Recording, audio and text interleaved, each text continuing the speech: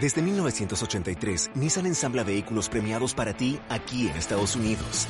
Y este verano, estamos comprometidos a mantener nuestra línea accesible y libre de nuevos aranceles. Es por eso que bajamos el MSRP en nuestro más vendido Rogue y Pathfinder. Para que puedas tener el auto que quieres al precio que quieres, sabiendo que Nissan está aquí para ti. Por tiempo limitado hasta agotar existencias, ensamblados con partes importadas y de Estados Unidos. Bienvenidos a Nebula. Un viaje al corazón del misterio, donde el universo susurra secretos que desafían nuestra comprensión. Somos Raúl Sacrest y Patricia Alonso, tus guías en esta travesía por lo desconocido, donde las estrellas no solo iluminan el cielo, sino también los enigmas que guardan. En Nebula exploraremos los misterios que yacen más allá del horizonte, aquellos que se esconden entre las sombras de la realidad y la imaginación. Desde antiguas civilizaciones que miraban al cielo buscando respuestas hasta fenómenos inexplicables que continúan desafiando a la ciencia moderna. Acompáñanos en cada episodio mientras desentrañamos historias de lo inexplicable. Exploramos los confines de la mente humana y nos adentramos en las profundidades del universo en busca de las respuestas que yacen en el abismo. Ajusta tu mirada al firmamento.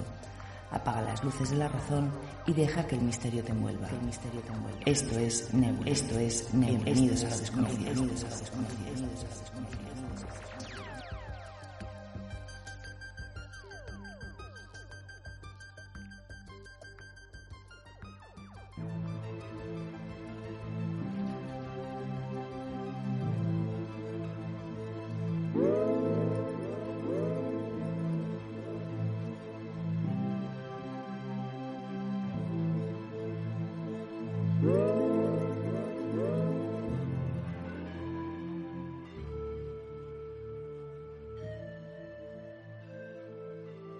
En esta fascinante conferencia, el doctor Manel Sanz Segarra, médico y divulgador de reconocido prestigio, nos invita a cruzar simbólicamente uno de los mayores umbrales de la existencia, la muerte. A través de su experiencia clínica y los años de investigación en torno a las experiencias cercanas a la muerte, las famosas ECM, casos de pacientes que afirman haber visto la otra realidad y fenómenos que escapan al conocimiento científico convencional. El doctor Sanz abre una ventana hacia lo trascendente. Con un enfoque riguroso pero abierto, abordará preguntas clave como ¿hay conciencia más allá del cese de la actividad cerebral? ¿Qué patrones comunes se repiten en los testimonios de quienes volvieron? ¿Es la muerte un final o una transformación? Una oportunidad única para reflexionar desde lo humano, lo científico y lo espiritual. Una conferencia que no deja indiferente a nadie, porque quizás la muerte solo sea una forma de vida.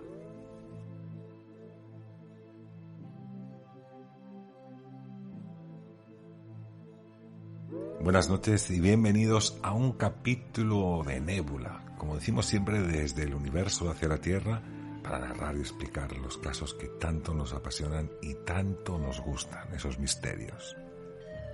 Una semana especial porque yo creo que estáis escuchando ahora mismo este capítulo de Nebula. Tanto Patricia como yo estamos ahora mismo en un evento. Si lo escucháis este mismo jueves, estamos de camino hacia la ciudad de Barcelona. Si lo escucháis viernes, sábado, domingo, estamos en Magic Internacional en Barcelona. Desde aquí también invitamos a todo el mundo que quiera venir a visitarnos, por ahí estaremos. Yo estaré en Sala Ágora, Patricia también, aunque también la podéis encontrar por diferentes partes de Magic Internacional dándose vueltas. Y podéis vernos por allí. Además, incluso presento libro el domingo, 6-7 de la tarde, si no recuerdo mal, presento libro a Enigma Barcino, en Magic Internacional. Así que, como decimos, si estáis escuchando esto a partir de fin de semana, viernes, sábado y domingo, que sepáis que estamos hacia Barcelona, en el World Trade Center de Barcelona, en el puerto. Unas vistas impresionantes, una feria increíble que siempre estamos trabajando para dar lo mejor a todos los visitantes que vengan a este Magic Internacional. Patricia, buenas noches, ¿qué tal estás? Buenas noches, Raúl, buenas noches, nebuleros. Pues bien, emocionada y con ganas de marcharme ya para Barcelona, las cosas como son. Porque bueno, yo allí, tú lo sabes, que disfruto un montón en el Magic, que me encanta pasearme por allí, por sus sus puestos, ver toda su gente, escuchar las distintas conferencias y bueno, y también, ¿por qué no decirlo?, para cambiar un poco de clima. Porque, chicos, Valladolid, no sé si vamos para el invierno o para el verano, la verdad. Pues fíjate que aprovechando Magic Internacional, antes, en mi otra vida, cuando yo vivía en Barcelona, trabajaba incluso mano a mano con el teacher, con Sebastià Darbó, en RAC1. El programa se llamaba Misteris amb Sebastià Darbó y lo hacíamos todos los fines de semana de todo el año. Y entre muchos de los invitados que tuvimos el hecho a bien tener, tenemos una persona que en aquel momento era muy poco conocida. Imaginemos, yo os estoy hablando de la época prácticamente de la pandemia. Me acuerdo hacer aquellos programas entrar con la mascarilla, bueno, con todo tipo de seguridad a los programas de radio, ¿no? Y recuerdo que siempre llamamos al doctor Manel Sans Segarra y siempre nos cogía el teléfono muy amablemente y nos comentaba sus experiencias, sus investigaciones y sobre todo sus posibles teorías al referente de todo lo que había vivido. Y la verdad que era un compendio, la verdad que era una conversación, una forma de explicar que yo creo que muchos ya conocéis al doctor Manel, que hoy en día cabe decir que ha escrito una obra, que está recorriéndose España explicando, presentando esta obra y explicando un poco todas sus investigaciones, pero en aquel momento no era tan sumamente conocido como a día de hoy.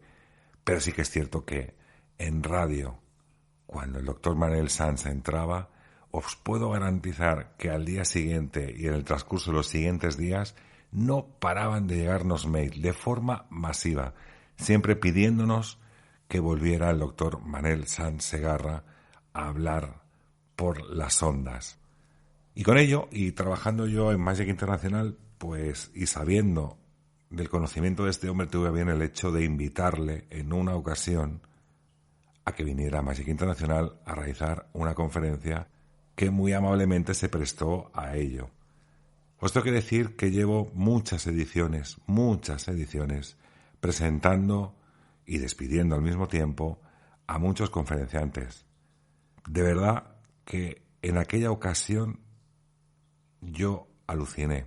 Aluciné porque primero casi la gente me quería matar por el hecho de dar tan solo unos 50-55 minutos de conferencia y acabar. Esto lo vais a escuchar directamente en esta conferencia cuando la pongamos al final. Pero sobre todo la gran ovación que yo creo que no se termina de escuchar. Yo ver a todo un auditorio en pie aplaudiendo y gritando y alabando en este sentido al doctor Manel, creo que nunca lo había visto en ninguna ponencia en Magic Internacional. Y mirar que he visto a grandes personajes, grandes personas hacer muchas conferencias, pero el resultado final que tuvo este hombre yo para mí fue, digno de poderlo traer directamente aquí a Nébula. Pero pese a que sea hoy en día mundialmente conocido, podemos decirlo así, Patricia, ¿quién es el doctor Manel Sans Segarra? Pues desde luego del doctor Manel Sans podemos decir que es toda una eminencia. Es antiguo jefe de cirugía digestiva del Hospital Universitario de Belviche. Fue pionero en el uso de la cirugía laparoscópica en España, pero en los últimos años se ha dedicado su carrera a investigar la existencia de la supraconciencia y las experiencias cercanas a la muerte, las conocidas como ECM. La supraconciencia es un concepto que se refiere a la conciencia que existe más allá de la mente y el cuerpo físico, un tema que ha fascinado a la humanidad durante siglos, ya que plantea preguntas fundamentales sobre la naturaleza de la realidad y el destino de la humanidad. Y como bien he dicho, conocido durante muchos años por mi parte, incluso antes de esta explosión que le ha traído una fama, yo creo que muy bien merecida por todas sus investigaciones, evidentemente, en el cual también ha salido en varias ocasiones en Cuarto Milenio, también generando muchísima audiencia y muchísimo interés en este tema. Pero yo creo que vamos a dejaros con la conferencia. Fijaros, la conferencia, cuando quizás todavía tampoco hablaba de la supraconciencia, pero sí que hablaba de los casos y cómo empezaba la carrera divulgativa del doctor Manel Sans Segarra. Y esto posiblemente estamos hablando del año 2021-2022. Yo creo que andaba por ahí sobre esas fechas. Así que os dejamos directamente con la conferencia que pudimos disfrutar en este Magic Internacional y que yo tuve el placer de invitarle, de presentarle y de que casi me maten después aquellos aficionados o amantes del mundo del misterio que estuvieron escuchando atentamente dicha conferencia.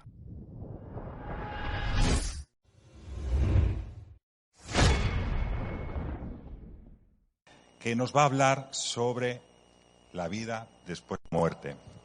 Tengo que decir que, bueno, algunos de vosotros no sé si lo conoceréis o no. Yo he colaborado en RAC-Q con el programa de Sebastián Arbó y tengo que decir que las apariciones que ha tenido el doctor Manel Sans en radio siempre han sido muy bien recibidas. Una persona que explica de una forma muy natural dentro de la profesión de medicina todo lo que pueda haber después de la vida. Es decir, cuando llega la muerte o en ocasiones también, como el doctor Manel ha dicho, la vida después de la vida. Así que sin más dilación me gustaría presentaros al doctor Manel Sans, que nos explicará esta vida después de la muerte. Muchas gracias.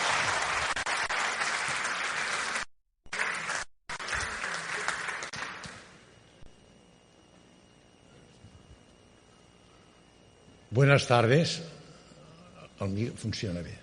Buenas tardes. Yo, en primer lugar, quiero agradecer la amable invitación que el señor Raúl Sacrest me ha hecho a participar en este Magic Internacional 21. Yo les voy a hablar de ¿hay vida después de la muerte? Posiblemente lo primero que ustedes pensarán es que no es habitual, es extraño que un cirujano, un jefe de servicio de cirugía general y digestiva de un hospital universitario como es el Hospital de Belviche esté interesado o motivado por estos temas. Tiene una explicación.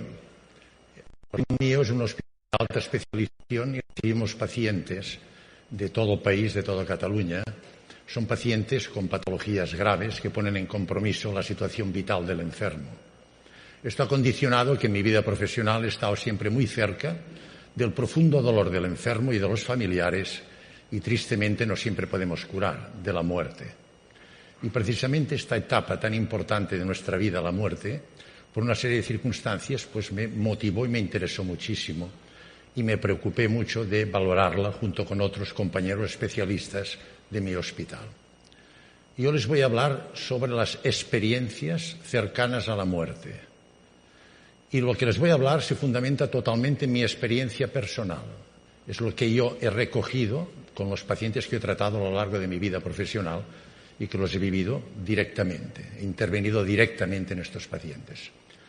Las experiencias cercanas a la muerte se producen en pacientes que los diagnosticamos de muerte clínica, es decir, son pacientes que están por diversas circunstancias en paro cardíaco, en paro respiratorio, en arreflexia y sin conciencia. Estos pacientes, si les aplicamos de manera precoz las medidas de reanimación cardiorrespiratoria, conseguimos en algunas ocasiones recuperarlos, sobre todo si la recuperación, la reanimación es muy precoz. En el intervalo de tiempo en que estos pacientes están clínicamente muertos, hay un tanto por ciento de ellos que nos refieren una serie de vivencias y experiencias que es el motivo fundamental de mi exposición y que estoy seguro que influirá en el concepto que ustedes tengan en cuanto a su concepción existencial. Seguro que influirá y sobre todo en la respuesta a aquellas preguntas que todos nos hacemos: ¿quién soy? ¿De dónde vengo? ¿A dónde voy? ¿Qué pasa después de la muerte? Les ayudará, seguro que les ayudará. Si revisamos la bibliografía mundial, veremos que este fenómeno de las experiencias cercanas a la muerte no es un fenómeno anecdótico, sino todo lo contrario, es muy frecuente. En la bibliografía mundial hay miles de casos publicados. Y no solo recientemente, que hay un gran interés en el estudio de este fenómeno, sino a lo largo de toda la historia de la humanidad. Los egipcios, en el libro egipcio de los muertos, en el papiro Ani, el libro tibetano de los muertos, son centenarios, hace muchos años, y ya constan. Platón, en la República, habla de un caso, el soldado es muy típico, que explica exactamente estos fenómenos. Es decir, que es un fenómeno que se ha dado en el ser humano a lo largo de toda nuestra civilización. Si revisamos la bibliografía mundial y estudiamos estos casos, veremos que hay una serie de aspectos que son muy característicos. En primer lugar, las experiencias cercanas a la muerte tienen una estructuración lógica. En segundo lugar, los pacientes se acuerdan perfectamente, es decir, lo saben perfectamente. Y en tercer lugar, los aspectos fundamentales son similares, se repiten. Las variaciones de un caso a otro son más de matiz que no conceptuales de principio. Y he observado exactamente lo mismo en mis pacientes. Por esto pienso que la manera más didáctica, quizá por mi influencia como profesor universitario, pues la manera más didáctica de comentarlo es sobre un caso concreto, que se repite en los demás casos, pero un caso concreto creo que es muy demostrativo. Un día que estaba de urgencias recibimos una paciente joven, sexo femenino, que al entrar en urgencias tiene un paro. Pasamos a la sala de reanimación rápidamente, diagnóstico de ingreso, muerte clínica, paro cardíaco, paro respiratorio, arreflexia y en coma, es decir, sin actividad mental. Aplicamos medidas de reanimación cardiorrespiratoria, ya saben, el anestesista la intuba, respiración con oxígeno al 100%, analizado, yo le hago un masaje cardíaco externo, se hace una punción intracardíaca con adrenalina para estimular la contractibilidad cardíaca, se le da una serie de sustancias, por ejemplo, bicarbonato al 1 molar para compensar la acidosis metabólica, y el DEA, el desfibrilador. En principio pensamos que esto era a consecuencia de un cuadro de hemorragia, de anemia aguda al paro cardíaco. No tenía una hemorragia externa, pero una paracentesis, que es pinchar la cavidad abdominal, demostró que salía sangre, es decir, que había una lesión importante intraabdominal que sangraba. Y esto le provocó la situación de anemia, de hipovolemia y el paro cardíaco. Se le administró sangre, líquidos para compensarla. A los pocos minutos, después de aplicar el DEA, el desfibrilador, la paciente recuperó su contractibilidad cardíaca, su ritmo sinusal normal. Cuando tuvimos un mínimo de condiciones aceptables, pasó la enferma a quirófano, le intervino la paciente. Efectivamente tenía un gran hemoperitoneo, se llama una gran hemorragia dentro de la cavidad abdominal por un estallido del bazo y una lesión hepática grave. Controlados los focos hemorrágicos, la enferma se recuperó, se estabilizó y una vez recuperada ya hemodinámicamente pasó a cuidados intensivos. Al 6º día la enferma se despertó. Al 7º día pudimos extubarla con la suerte de que no tenía secuelas neurológicas a consecuencia del paro. Fue intervenida entonces por los compañeros de traumatología, tenía 2 fracturas, había tenido un grave accidente de circulación la enferma y a las 2-3 semanas pasó a mi sala de cirugía para terminar por mi interés en las experiencias cercanas a la muerte. Siempre ante estos casos pues les pregunto a los pacientes si han tenido algún tipo de vivencias o algún tipo de experiencias fuera de lo normal. La respuesta siempre es la misma.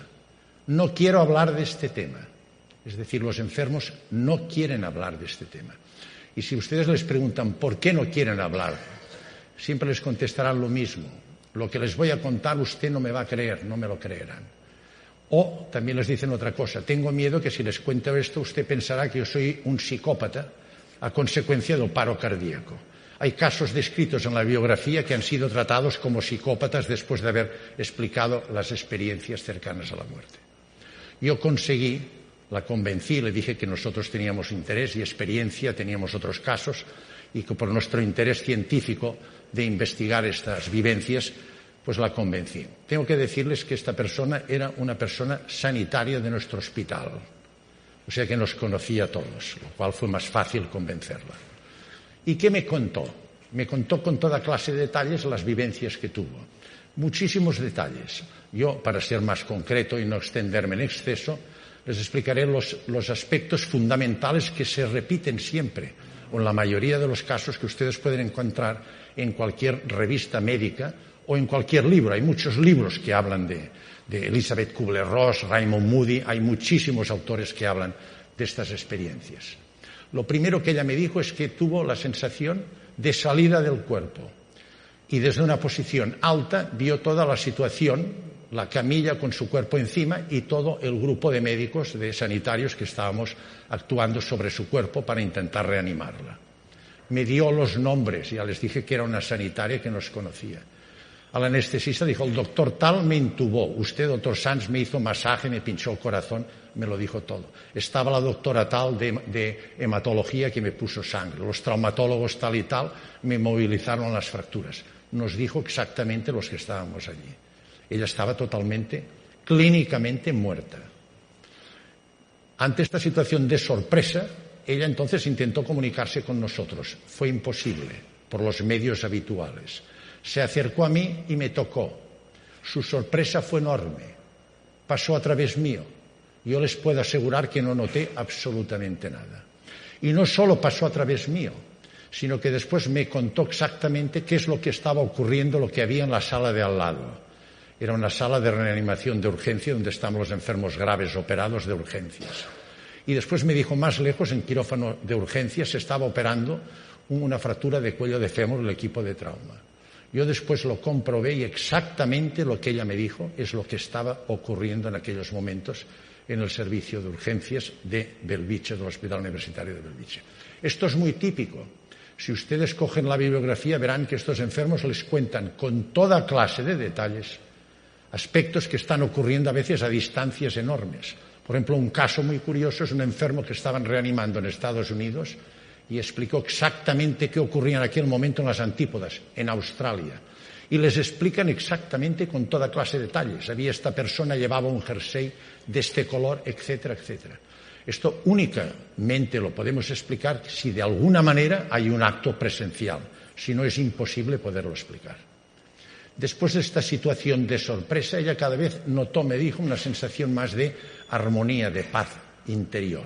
Vio a unos seres que por la luz los llamó ella seres de luz, que le ayudaron y le orientaron. Tuvo una enorme alegría, y esto es muy frecuente.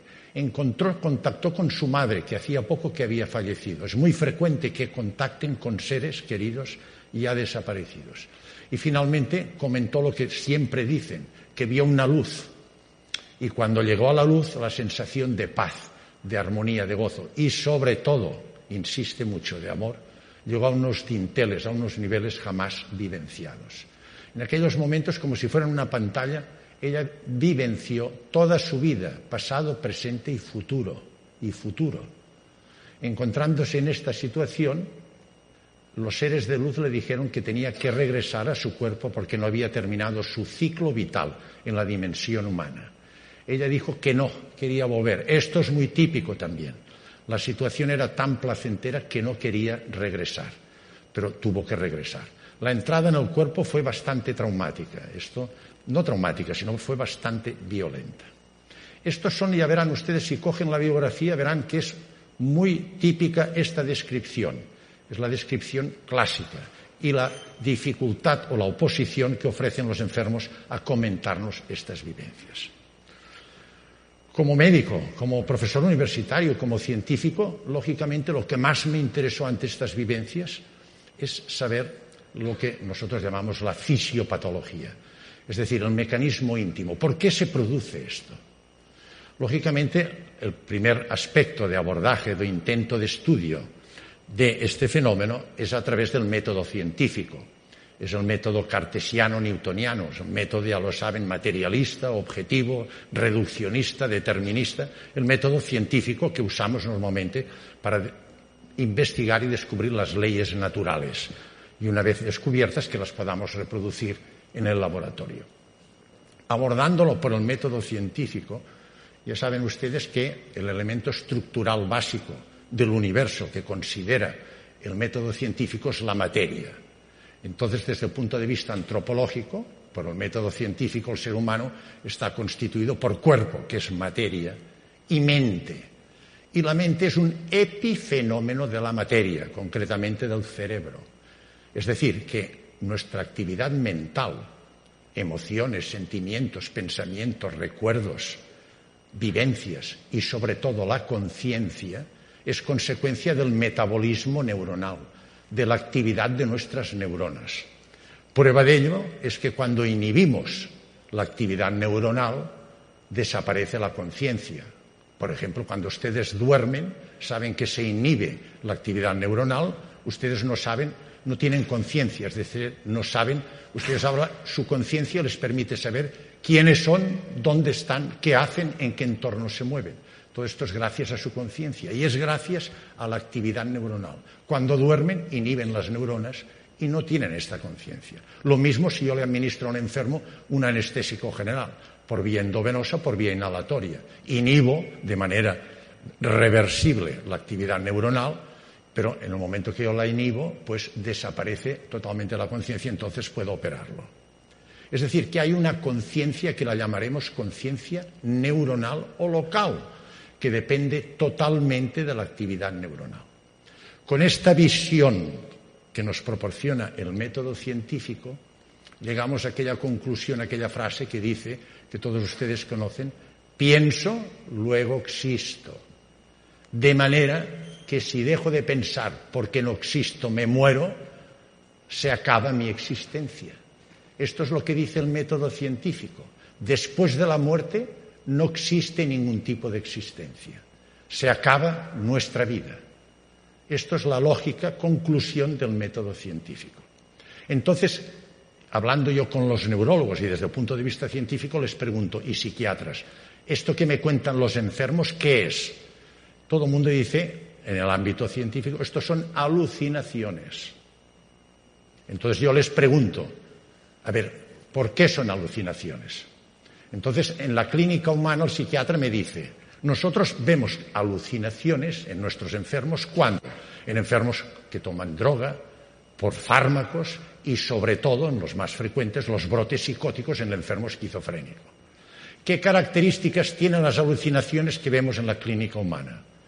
Son alucinaciones totalmente distintas de un enfermo a otro. No tienen ninguna estructura lógica y el enfermo se olvida. Entonces yo les dije a los neurólogos y psiquiatras, amigos míos, esto no tiene nada que ver con lo que cuentan mis enfermos. Y ellos dijeron, tienes toda la razón. ¿Tus enfermos no tienen estos antecedentes? ¿Todos tus casos están estructurados lógicamente? ¿Se acuerdan? Y se repiten. Esto no tiene nada que ver con una alucinación. Entonces yo les pregunté, ¿y qué es esto? Pues no lo sabemos. Es decir, por el método científico llegamos a la conclusión de que son alucinaciones. Ha intentado el método científico, como es lógico, buscar explicaciones y hay muchas hipótesis. Por ejemplo, que son una epilepsia del lóbulo temporal, una inversión o regresión al sueño REM. Después, una alteración de los neurotransmisores. Los neurotransmisores sabe que son aminoácidos o neuropéptidos que intervienen en la transmisión del impulso nervioso de una neurona a la otra, en lo que llamamos la sinapsis neuronal. Hay 60 y pico neurotransmisores y tienen un impacto clarísimo sobre la actitud y estado de ánimo de la persona. Conocen muchos, serotonina, dopamina, melatonina, glutamato, el GABA, sustancia P, después las encefalinas, son encefalinas, es decir, las opioides, etc. Hay muchos. Pues se ha atribuido a una alteración de estos neurotransmisores que se produce en el paro, ya que el paro condiciona una anoxia cerebral, una falta de oxígeno en el cerebro, una hipercapnia, un acúmulo importante de CO2, ya que no se retira, una acidosis metabólica, porque no se retiran los metabolitos celulares. Entonces se atribuye, todo esto condicionaba alteraciones en estos neurotransmisores, sobre todo un aumento del glutamato. El glutamato es uno que estimula, que excita mucho las neuronas y puede provocar alucinaciones. Otras veces provocaba liberación de N-metil, como la serotonina, triptamina, por la glándula pineal, que también es altamente alucinógeno. Otras veces un déficit del GABA, decían, es decir, el GABA es el ácido gamma-aminobutírico, que es un neurotransmisor que inhibe. Como hay poco GABA, pues entonces no se inhibe las neuronas y se exaltan, se sobreexcitan y provocan las alucinaciones. Pero todas estas explicaciones son puras hipótesis. Son hipótesis que realmente no están demostradas. En el fondo, los mismos científicos terminamos diciendo que hay una serie de aspectos que realmente no nos los explican en absoluto el método científico cartesiano y newtoniano. ¿Cuáles son? Los que les he dicho antes. ¿Cómo puede ser que una persona muerta clínicamente, que sabemos que a los 10-15 segundos, demostrado, esto está, con controles electroencefalográficos, en pacientes que se estaban operando controlándose con electroencefalograma y han tenido un paro peroperatorio, a los 10-15 segundos el electroencefalograma es plano, no hay actividad encefálica, desaparecen todas las ondas del electroencefalograma, a los 10-15 segundos. Y estos enfermos están minutos clínicamente muertos. Entonces, en un enfermo que clínicamente está muerto, y lo más sensible precisamente es el neocórtex, la parte superior, donde precisamente se desarrollan, ya saben que en esta zona prefrontal, la más sensible a la falta de oxígeno, es donde se desarrollan las actividades humanas más elevadas, la actividad intelectiva, la actividad racional y el libre albedrío. ¿Cómo puede ser, si esto no funciona, que esta gente haga una estructuración de unas vivencias lógicas? ¿Cómo puede ser que se acuerden? La memoria sabe que se desarrolla en el cerebro medio, en lo que se llamamos sistema límbico, es el cerebro por filogenia que corresponde a los mamíferos, en el hipocampo. El hipocampo es otra zona tremendamente sensible a la hipoxia. ¿Cómo puede ser que se acuerden cuando no funciona el hipocampo, lugar donde se establece la memoria? ¿Cómo puede ser que estos enfermos sean capaces de explicarnos hechos que se están produciendo a distancia y ellos están allí en la camilla muertos, con toda clase de detalles que única y exclusivamente es aceptable que lo puedan hacer si de alguna manera hay un acto presencial? Si no, es imposible que pudieran explicar con el mínimo detalle estas vivencias.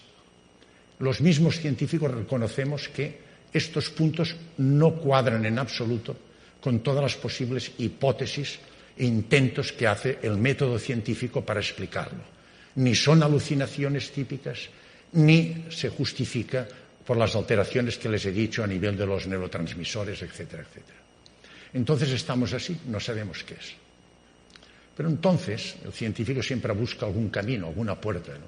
Entonces, si miramos las experiencias cercanas a la muerte, veremos que tienen muchos puntos, o varios puntos, en común con los principios básicos de la física cuántica.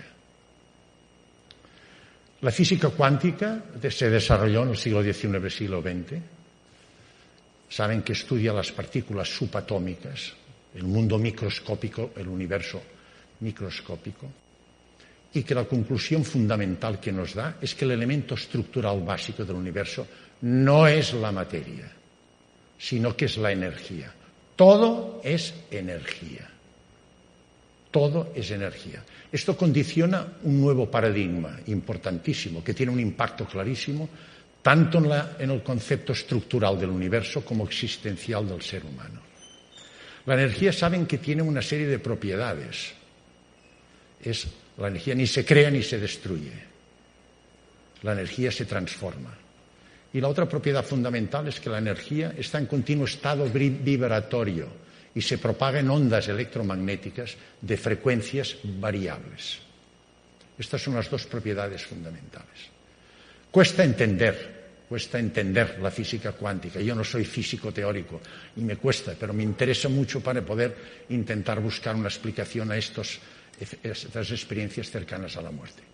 Miren si cuesta que les diré un dicho que es cierto, histórico, que una vez se encontraron Einstein y Chaplin, eran amigos. Y Einstein le dijo a Chaplin, dice, es usted una persona extraordinaria.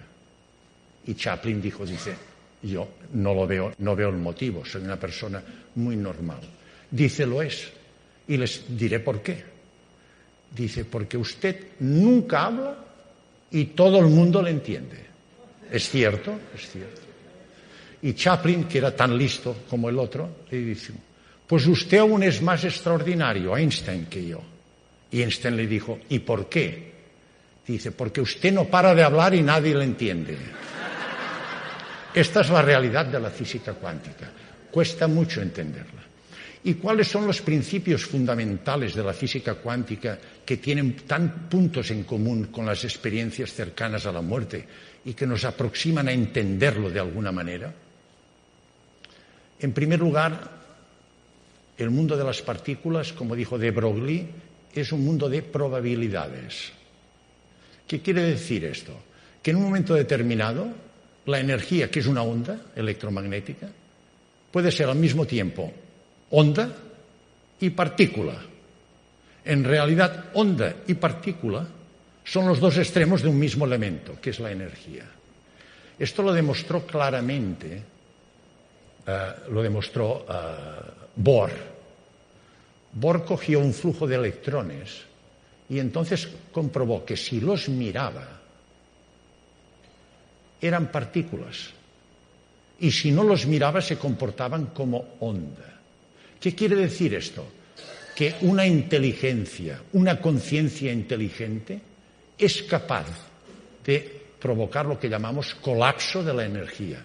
Es capaz de transformar la energía, la onda, en partícula.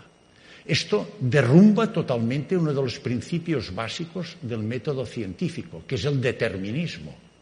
El método científico nos dice que el ser humano es un simple observador en el universo, que todo depende de las leyes naturales que él no puede influir. Esto no es cierto. La física cuántica nos demuestra que nosotros somos co-creadores del universo. Nosotros, el observador y el objeto están íntimamente unidos y nosotros somos capaces de materializar la energía. El determinismo desaparece totalmente. Otra propiedad fundamental de la física cuántica que nos ayuda también es el de incertidumbre de Heisenberg. Como está en continuo estado vibratorio la energía, en un momento determinado nunca podremos saber dónde está la partícula, el electrón, y qué velocidad lleva. Es el principio de incertidumbre. Otro aspecto que sí que es fundamental y se cumple en las experiencias cercanas a la muerte es la transferencia de información de dos partículas relacionadas independientemente del espacio y del tiempo. Esto está demostrado en fotones. Es decir, una partícula relacionada con otra, si cogemos una de las partículas y la transmitimos a una enorme distancia, si modificamos esta, la otra se modifica exactamente igual. Es decir, hay una transferencia de información independientemente del espacio y del tiempo. Y otro aspecto importante que también se cumple en nuestras experiencias cercanas a la muerte es que los parámetros que usamos en el método científico para definir la materia, como es tiempo, espacio, velocidad, desaparece totalmente. El tiempo, como demostró Stephen Hawking, en el ámbito, en el campo de la mecánica cuántica, es circular. Solo existe presente. Solo existe presente. La eternidad en el campo cuántico es la ausencia de pasado y la ausencia de futuro. Solo hay presente. En cambio, en el método científico, el tiempo es lineal. Tenemos pasado, presente y futuro. Es decir, que todos estos aspectos de la física cuántica coinciden y nos ayudan a explicar muchos de los fenómenos. Por ejemplo, lo que les he dicho, que un enfermo que está aquí muerto nos está refiriendo lo que está ocurriendo en las antípodas, el ejemplo que les he puesto. Hay una transferencia de información independiente del espacio y del tiempo. Todo este conjunto nos determina, o podemos decir con toda seguridad, que el ser humano es un complejo cuántico coherente. Es decir, que todas nuestras energías están sincronizadas, actúan de manera simultánea. Y cuando pierden este sincronismo es cuando aparece la patología. Este es el principio de la medicina energética. Medicina energética que hoy día, como estamos tan dominados por el método científico, se la tiene como complementaria. Yo estoy en la Junta del Colegio de Médicos y hay una presión tremenda a introducir las medicinas complementarias, las terapéuticas complementarias, pero lógicamente tienen un freno brutal por la concepción científica de la medicina actual. Pero es una realidad. Yo cada vez estoy más de acuerdo que somos pura energía, somos un complejo cuántico, energético, y hemos de buscar esta sincronía. Y en esta sincronía se ve el tipo de energía que emitimos. El ser humano es como una antena, estamos emitiendo continuamente energía. Cuando es una energía sincronizada, rápidamente sintoniza con nuestro entorno, con nuestros semejantes. Ustedes, por ejemplo, pueden contactar con una persona y en un momento determinado solo la ven y dicen, esta persona me cae bien, con esta persona yo puedo hacer amistad o puedo compenetrar. ¿Por qué? Porque la energía que está emitiendo una y la otra son sincrónicas. En cambio, a veces hay personas que usted se pone al lado y dice, yo con esta persona nunca puedo tener. No es que sean mejor o peor que yo, pero no sintonizamos. ¿Por qué no sintonizan? Porque las energías que emiten no son sincrónicas. Bien, si desde el punto de vista cuántico estos principios nos permiten explicar varios aspectos de nuestras experiencias cercanas a la muerte, desde el punto de vista antropológico, la física cuántica cambia totalmente la concepción del ser humano. ¿Cuál es la concepción del ser humano desde el punto de vista cuántico? Está formado por cuerpo. ¿Qué es el cuerpo? Es energía de baja frecuencia. Ustedes saben que todo lo sólido está vacío. Esto está vacío. ¿Por qué? Esto está hecho de átomos. Si cogemos un átomo y nos imaginamos que el núcleo, con sus neutrones y protones, tuviera el tamaño de una pelota de golf y la pusiéramos en el centro del campo del Barça, los electrones estarían girando en las últimas hileras de los espectadores o más lejos. Es decir, que hay unos espacios enormes entre núcleo y partículas y electrones. Está vacío. Esto explica que una energía pueda pasar a través de la materia que en realidad está vacío. Esta enferma pasó a través mío. Ustedes han visto la película Ghost, tiene cosas muy ciertas que son reales. Ustedes vieron cómo ellos pasan a través del metro, entran, salen, atraviesan la materia, porque la materia desde el punto de vista cuántico está vacía. Por lo tanto, nuestro cuerpo es energía de baja frecuencia y es vacío. Después del cuerpo tenemos mente, con nuestras emociones, sentimientos, pensamientos, recuerdos, aprendizaje y conciencia, que hemos definido antes, local o neuronal, a consecuencia de la actividad de nuestras neuronas. Ya saben que el cerebro es la estructura más perfecta que existe. 100.000 millones de neuronas tenemos. 3 trillones de sinapsis, de conexiones. Es algo extraordinario el cerebro, es algo impresionante. Pues bien, desde el punto de vista antropológico tenemos el cuerpo, tenemos la mente con estas funciones mentales que será energía de más frecuencia, vibra más rápido esta frecuencia. Y después tenemos una conciencia no local. ¿Qué es la conciencia no local? La conciencia no local es una conciencia que tiene continuidad fuera del cerebro. Esta conciencia no local es una energía sutil que nosotros no podemos percibir con nuestros órganos sensitivos y sensoriales. Saben que nuestros órganos tienen una capacidad receptiva limitada. Por ejemplo, nuestros oídos pueden percibir y captar ondas sonoras, energía sonora, comprendida en frecuencias entre 20 y 20.000 Hz. Por encima y por debajo no oímos nada. Aquí pueden haber ruidos por encima y por debajo y no oiremos nada. Es decir, hay energías sutiles que no podemos. Esta conciencia no local es una energía sutil que no podemos percibir nosotros. Y esta conciencia no local de energía sutil tiene 3 propiedades fundamentales. Una que es eterna. Ya hemos dicho que en el campo cuántico la energía es siempre presente, no tiene pasado ni futuro. Está siempre en el ahora, en el presente, en este momento. Es eterna. Esta energía está unida a todo el universo, a todo el cosmos, de manera amorosa. No somos, como dijo Darwin o el neodarwinismo, elementos separados, aislados, que nos adaptamos según la evolución, sino que formamos un todo íntimamente relacionado, amorosamente unidos. Y el tercer aspecto que este también es importante, es que esta conciencia es holística. El concepto holístico saben que deriva del fractal. El fractal es un término matemático complejo introducido por Mandelbrot, matemático de la Universidad de Yale, que viene de fracción de partes. El universo es un gran fractal, quiere decir que es un todo formado por una infinidad de partes.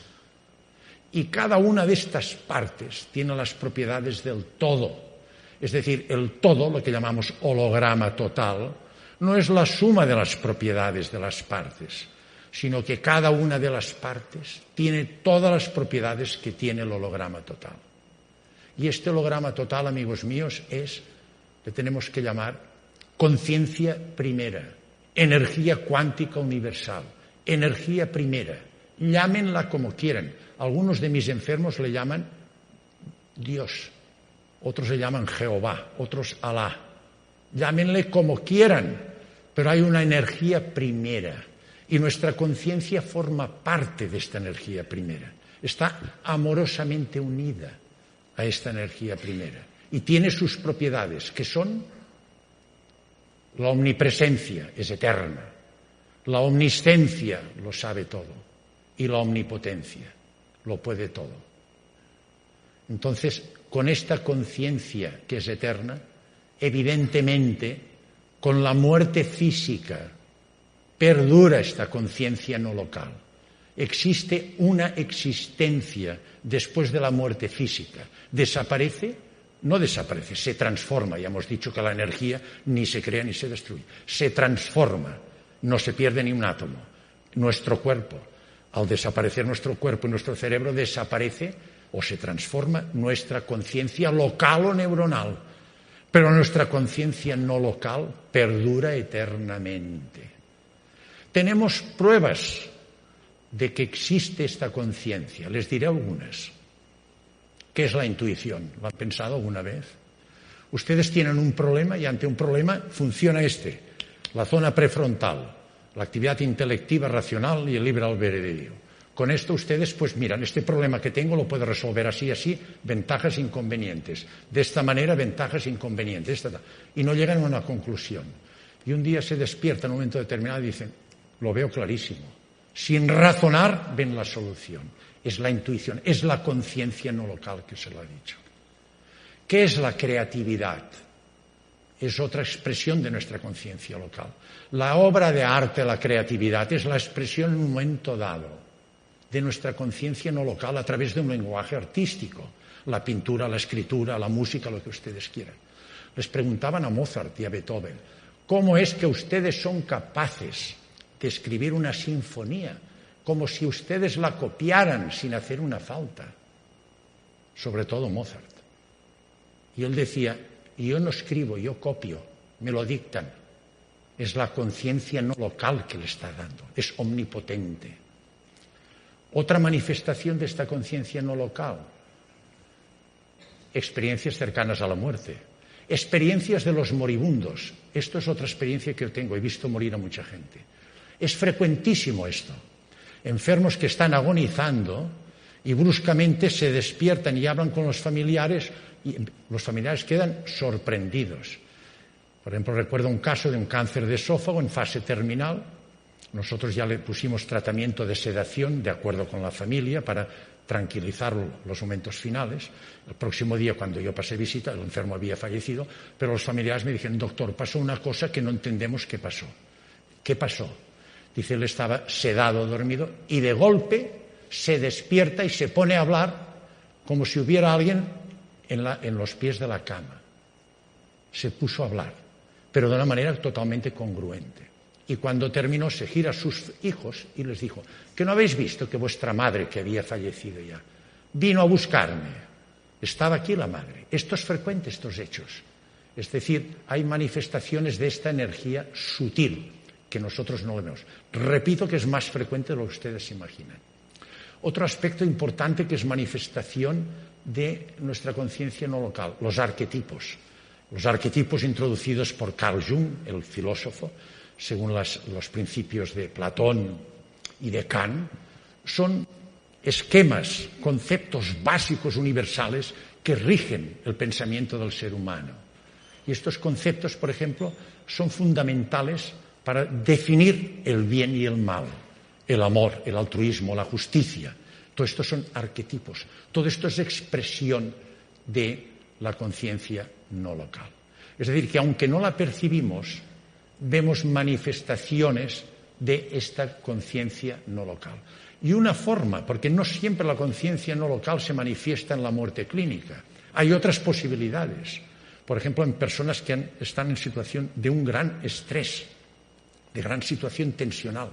¿Se ha visto? ¿Es hora ya? Acabo.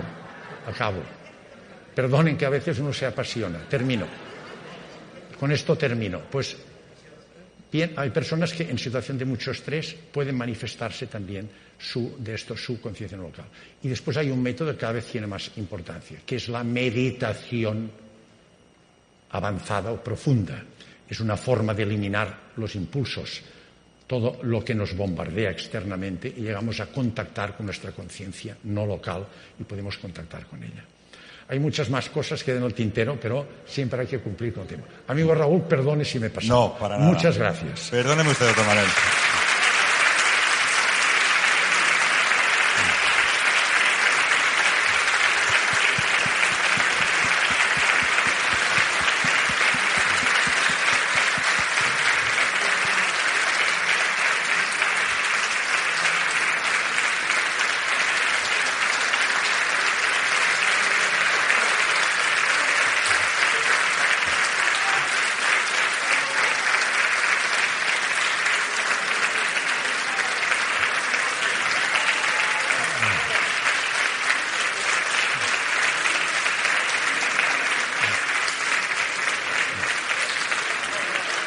Doctor Manel, auguraba una conferencia de este talante, de esta profundidad y, sobre todo, de esta intensidad. Y como me veo en la obligación, y antes hemos debatido y lo hemos dicho, doctor Manel, si alguien tiene alguna pregunta, me saltaré el protocolo y vamos a hacer unos minutos más. Y luego, Alfonso, que me diga lo que me diga. Así que, adelante. ¿Preguntas, por favor?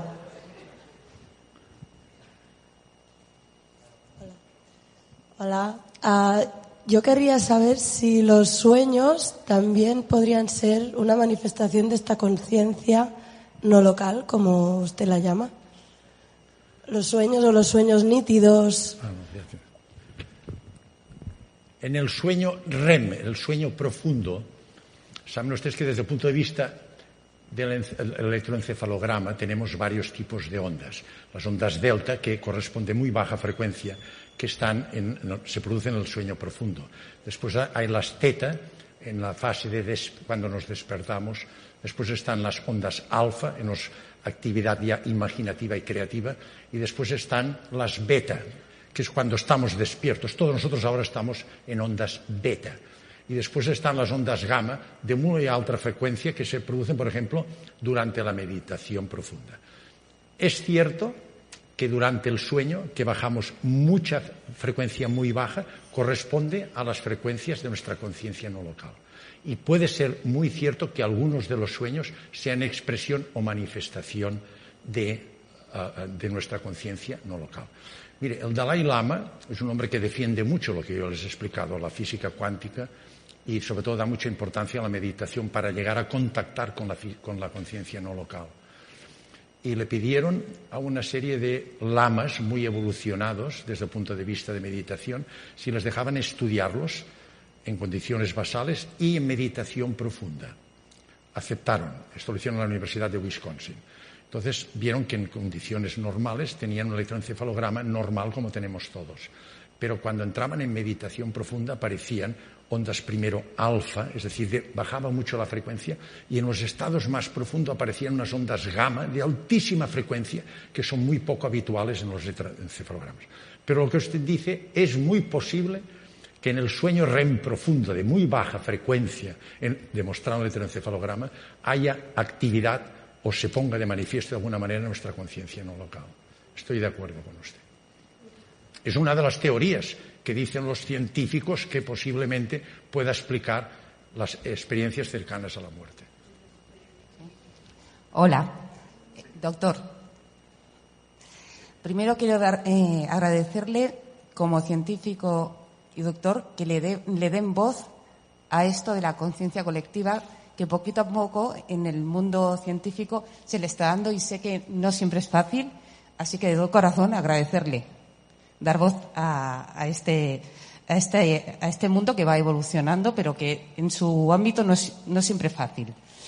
Y luego le quería preguntar, como científico, ¿cómo cree que va a evolucionar la ciencia con la medicina energética? Le agradezco la pregunta. En primer lugar, le agradezco su primera parte. Usted no sabe lo que a mí me cuesta defender ante el ámbito mío de mi hospital como jefe de servicio y profesor de la universidad, soy profesor de cirugía de cuarto de medicina y segundo de odontología, defender la experiencia cercana a la muerte. Porque tanto personal médico como de enfermería, todo esto son pamplinas a sí mismo. Es verdad que hay mucha presión asistencial y no puedes, pero no se acepta en estos momentos. O sea, le agradezco, me cuesta mucho. Y en segundo lugar, usted me comentaba la segunda pregunta. La medicina energética. Sí, la medicina energética. Es verdad. Miren, esto estoy convencidísimo. También es otro aspecto que me cuesta mucho, porque hoy día el cientifismo, y con la gran presión que hay de las multinacionales de farmacia detrás, que no saben la presión que tenemos, que es brutal, pero brutal, hay un freno tremendo a aceptar esta realidad existencial del ser humano como complejo cuántico coherente. Esto, lógicamente, igual que la física cuántica ha derrumbado muchos principios que eran fundamentales del método científico, en el momento que se acepte esto, muchos principios de la medicina científica irán por los suelos, se lo aseguro que irán por los suelos. Y la cantidad de fármacos que van a desaparecer. Es decir, se abordará directamente por el elemento estructural básico, por la realidad existencial del ser humano, que es una energía sutil. Y esta energía sutil lo dicen muy claro los enfermos en las experiencias cercanas a la muerte. O sea que estoy totalmente de acuerdo. Y yo lucho en la Junta del Colegio de Médicos, ya se lo he dicho, porque hay unas presiones que quieren hacer secciones de medicinas alternativas y hay unos frenos tremendos. Yo lo apoyo rotundamente. Estoy de acuerdo con usted.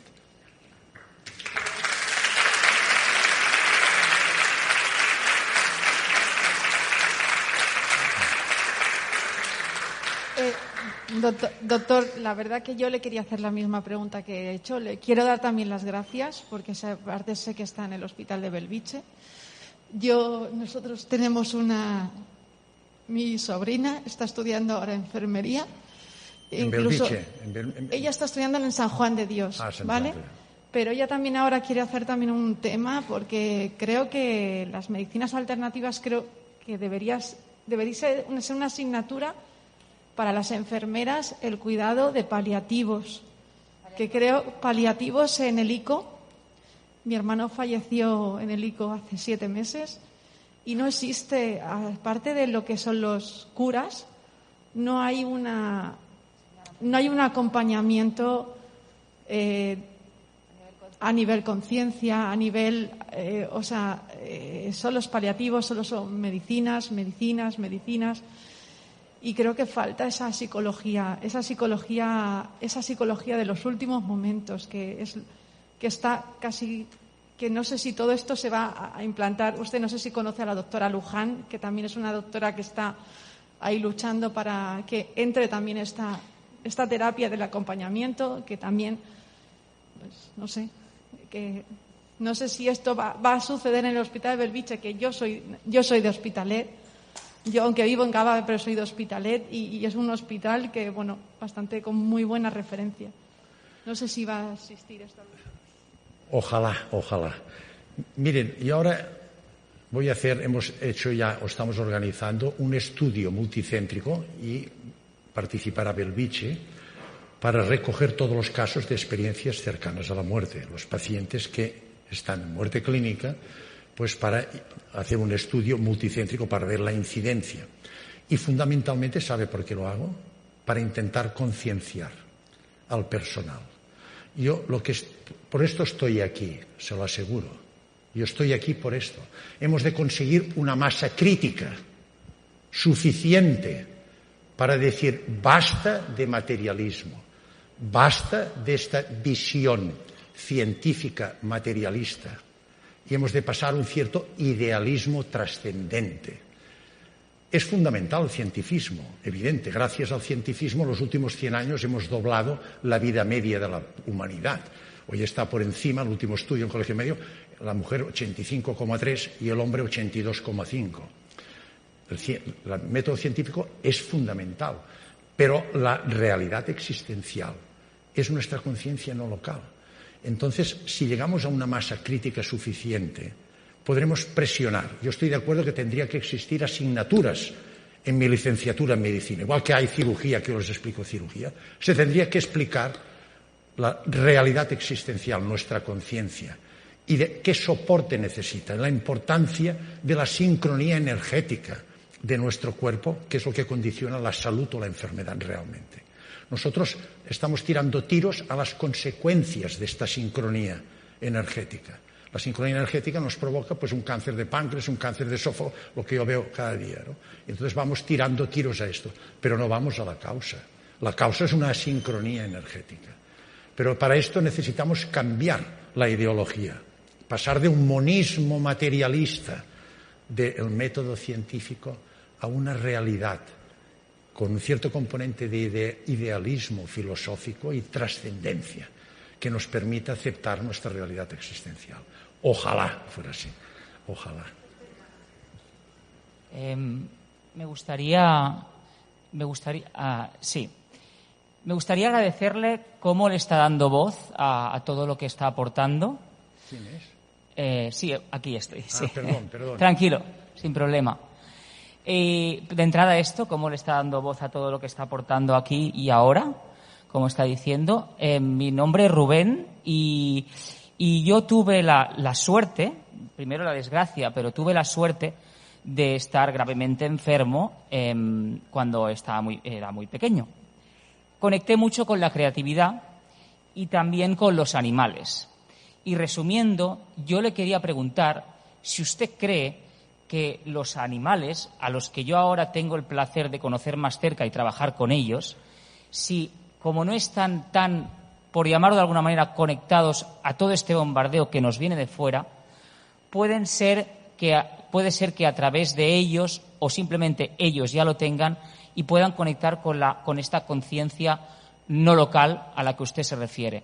Porque bajo mi experiencia y mi humilde vivencia con ellos, a mí me parece que sí, pero me gustaría a ver usted qué opina. Gracias. Usted hace una pregunta interesantísima. ¿Tienen conciencia los animales? ¿Tienen conciencia los animales?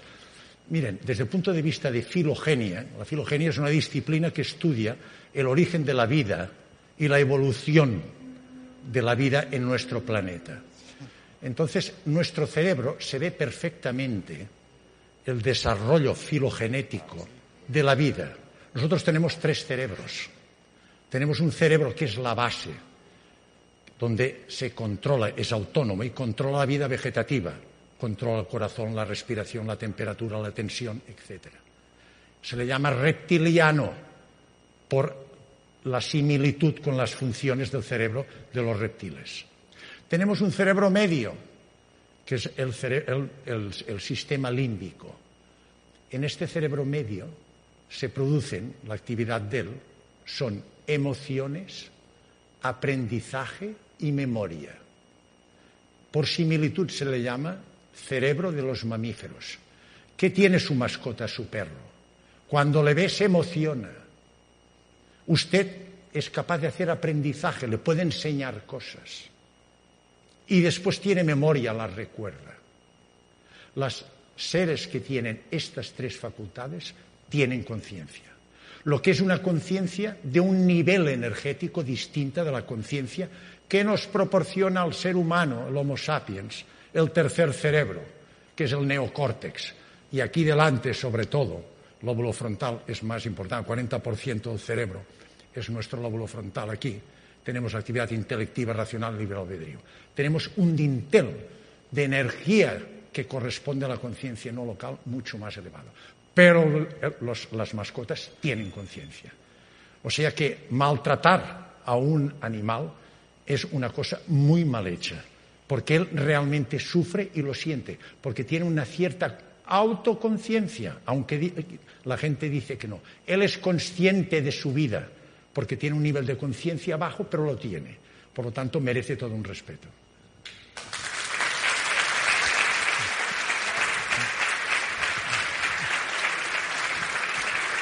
Bueno. Pido disculpas porque realmente el tiempo nos apremia, doctor Manel. Entonces, sé que tenéis muchísimas preguntas, pero bueno, haré una última pregunta porque ya. Doctor, ¿qué hacemos? En medicina, ¿cómo sería esto? Usted manda. Bueno, hacemos, por favor, entendimiento 100%, que es que si no, es así el tiempo. Hacemos una última pregunta, ¿de acuerdo? Doctor Manel, le dejo el privilegio de decir quién quiere que pregunte de las personas, porque es una cantidad enorme de gente. Usted, yo no me quiero comprometer. No me ayuda, doctor, ¿eh? No, aquí no.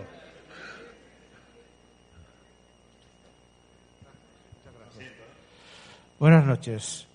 Enhorabuena por esta magnífica conferencia. Yo le quería comentar un experimento que leí hace un tiempo, en el cual entre las conexiones de las neuronas se habían descubierto unos nanotúbulos que decían que la memoria podía estar ahí y que, bueno, que al ser nanométricos se podía aplicar la mecánica cuántica y, por tanto, podría ser posible también el entrelazamiento cuántico. Es decir, que podríamos tener un doble en otro sitio y cuando el original desaparece, que es la muerte, quedar esa copia.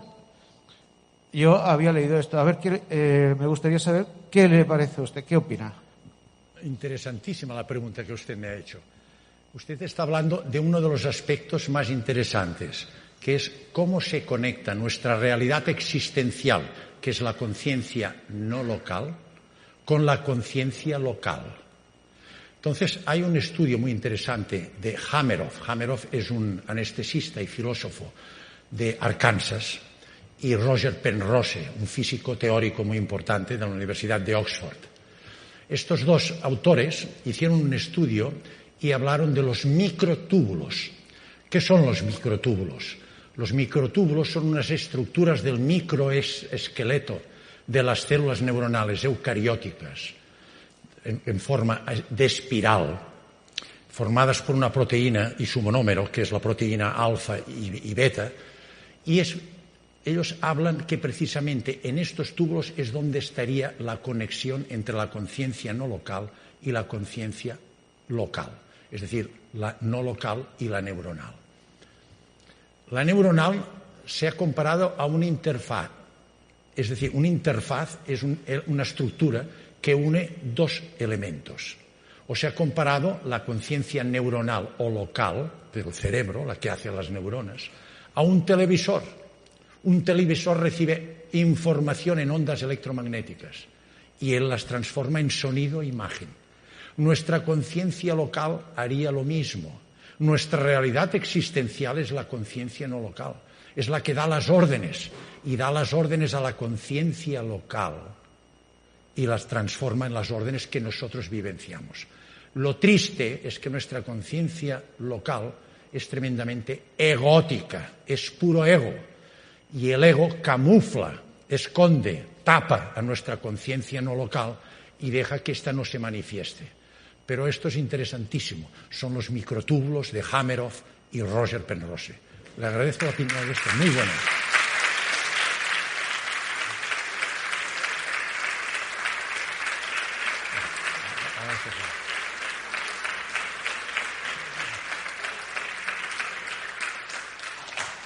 Vuelvo a pedir disculpas porque sé que había muchas preguntas. El doctor Manel estaría bien, lo sé perfectamente, a contestar todas las preguntas. Sí las sé. Que hay sí muchas que no sé. Hay muchas que no las sé. Sí las sabe. Y qué decirle, agradecerle para mí esta clase magistral. No cabe otra explicación más que una clase magistral dentro de la medicina, dentro de la parte científica, dentro de la parte científica, esta exposición que nos ha hecho, que nos ha brindado aquí en el Másica Internacional. Muchas gracias, doctor Manel Segarra. Gracias a ustedes por su tiempo.